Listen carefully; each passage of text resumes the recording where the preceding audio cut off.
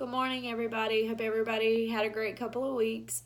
We are back from vacation, and we really enjoyed it. We, needed some downtime and time to just kind of catch our breath before we got back, and enjoyed time with our kids, and just it was really nice. It was a good week.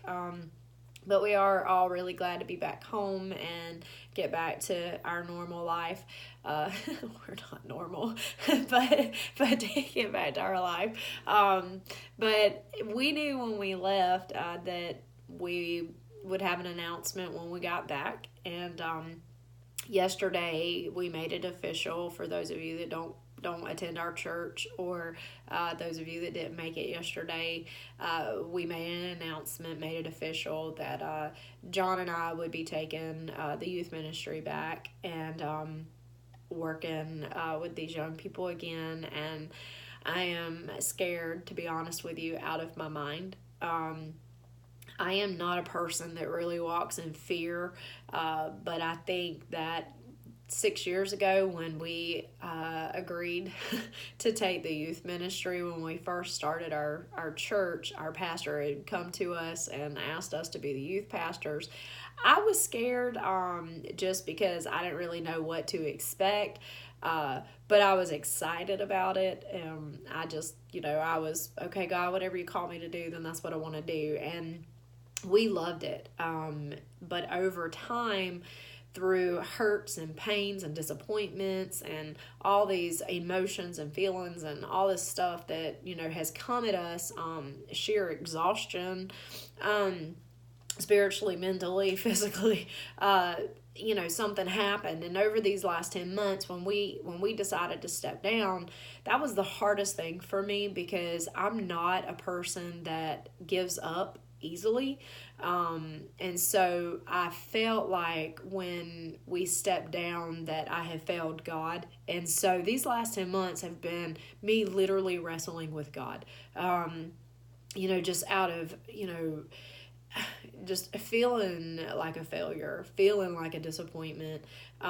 So when we knew, probably about a month ago, we knew that God was opening that door again. And I fought God, because I didn't want to repeat what happened before. Call me selfish because, I was trying to guard my heart, guard my feelings, protect my family. But, so I wasn't so excited this time. But I guess to say yes this time, my fear is that I know what I'm walking into. I know what we're up against. And God has already, just over the last couple of days, already just been flooding me with things. And it scares me. To be honest with you, it scares me. And I don't want to fail God, and I don't want to fail these kids. And I know that there's such a need for these kids to know God. I know it. I was that teenager. I was that teenager that really needed to know God.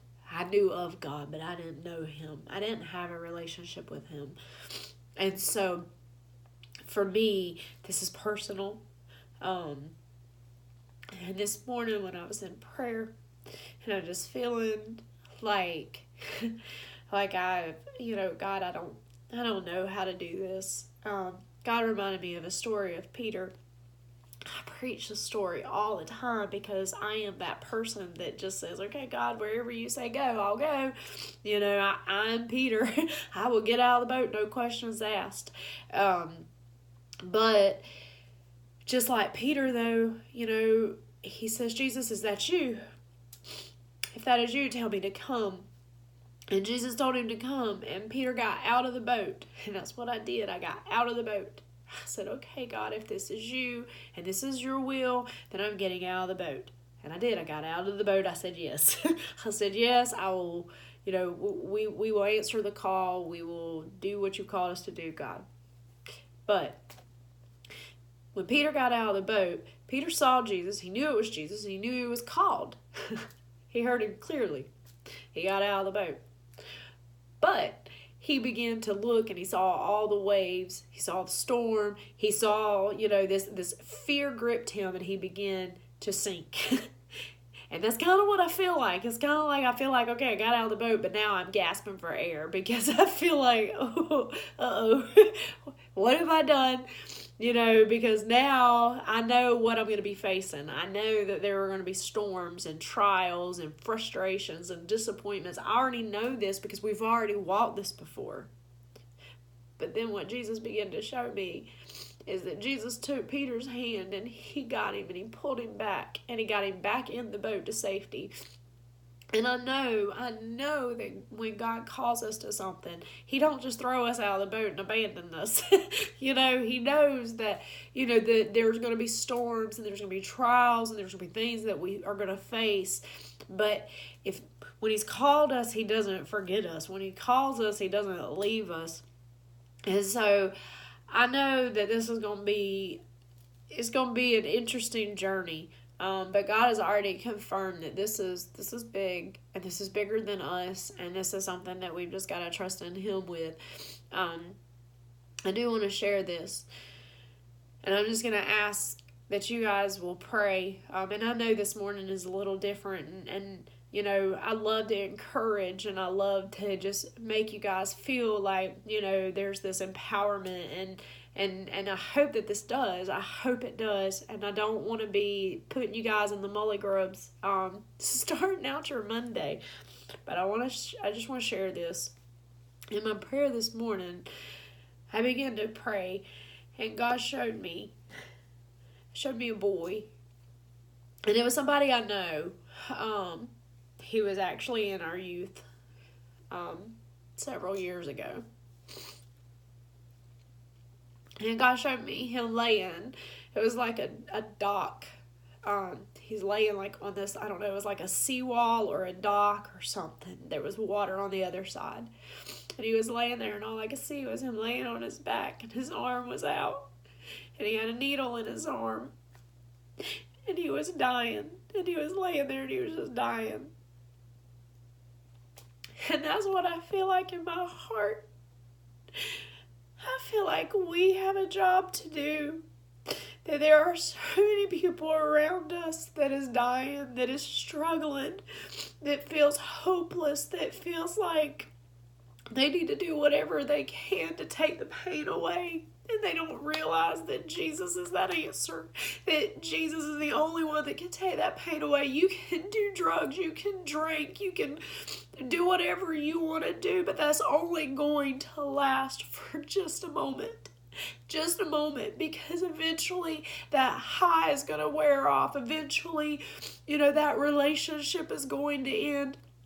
If you are looking for satisfaction and fulfillment in anything other than Jesus, it's only going to be temporary. Jesus is the only thing that is forever. He is the only thing that is everlasting. If you are hopeless or joyless, or, you feel rejected, Jesus is your answer.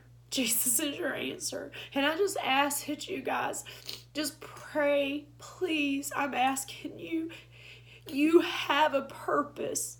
And even if you're not walking in your calling, even if you don't feel like you even know what your calling is, even if you feel like you are struck with fear and sitting in the boat because you're too scared to get out of the boat, you can still pray. You can still get on your knees, and you can still pray for those who are lost, those that are struggling, those that don't have direction. There is purpose for you, if in nothing else but prayer. Oh man, people need God. We are living in a day and hour that people are so bound by sin and by temptations and lust of this world. I spent an entire week on a cruise ship just grieving for these people that were just just bound. I mean, they don't even see what they're bound by. And it is just heartbreaking. But it is heartbreaking to know that we've got kids that they haven't even reached a point in their life yet to where they are even really, they don't know any better. They don't know any better. You've got kids that parents don't want them. You've got kids that are in a foster system, or, homeless, teenagers that are homeless because nobody wants them. Jesus wants them. Jesus wants them. Jesus wants to heal them. He wants to touch them. He wants people to know that He is there. God loves you. God loves them. God loves me. Oh, my heart is so heavy this morning. I gotta go to work.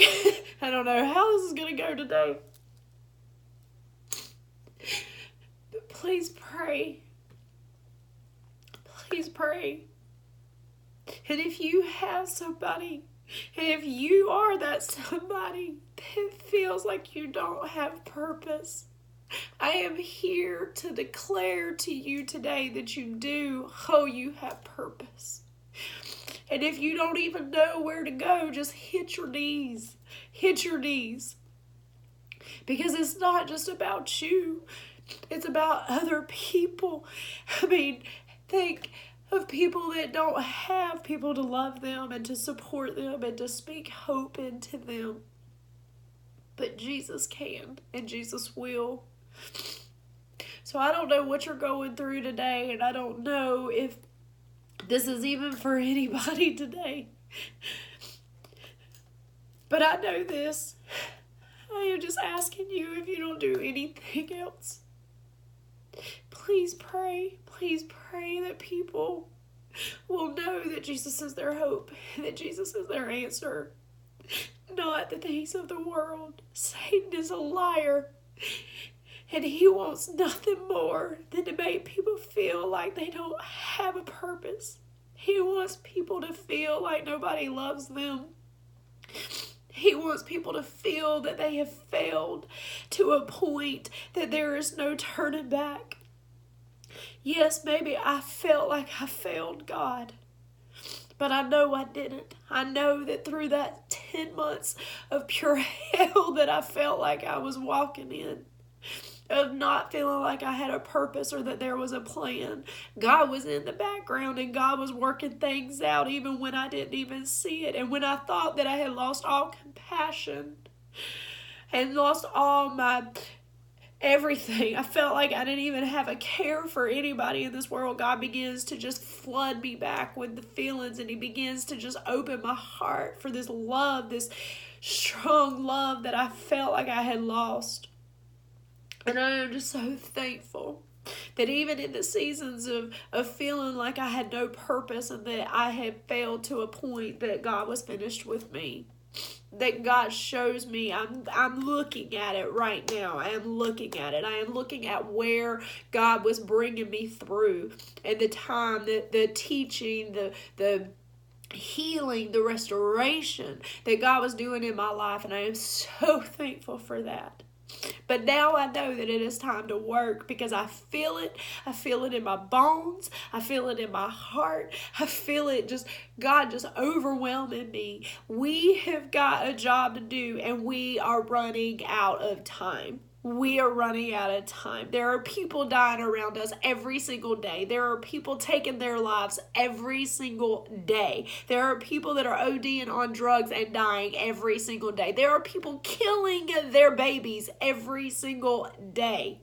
We have got to get busy. We have got to pray. We have got to seek the face of God, and we have got to begin to intercede on these people's behalf. We have got to pray when people around us don't feel like they can pray or that there is any hope. So you have purpose. And even if you don't think you're walking in it, I am begging you, get on your knees and begin to pray for these that need Jesus.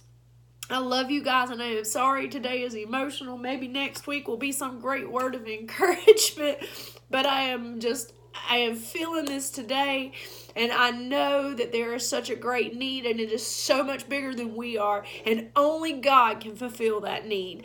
And I just ask you, I'm begging you guys, please, please, please, please begin to pray. Begin to pray for our young people. Begin to pray for our loved ones. Begin to pray for those that we don't even know. Pray for people that need Jesus, because we all need him. We all need him.